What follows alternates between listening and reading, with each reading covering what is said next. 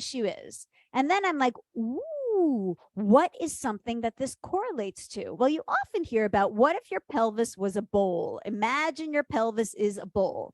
And we talk about the pelvic bowl in anatomy.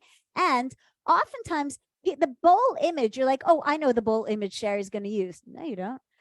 Most people talk about the rotating the bowl and pouring whatever's in the bowl out the back, right?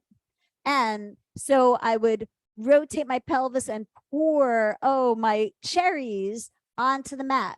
But that's actually not where the muscular connection needs to be made. It's actually glute maximus that we really need to get into more. And so let's talk about the bottom of the bowl. So the image that I'll use is this. I say to my clients, imagine your pelvis is a bowl. And indeed, I often stick a bowl up in front of my camera if it's online, or bring it right there in front of them if we're in person.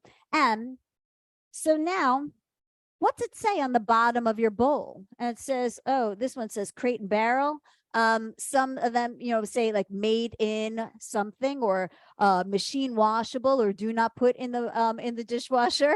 And so I say, what if it says where you come from on the bottom of the bowl? Made in Brooklyn is me. What about it for you? And so I say, maybe my client said Flushing. I have a client, she says Flushing, Queens. It's in New York.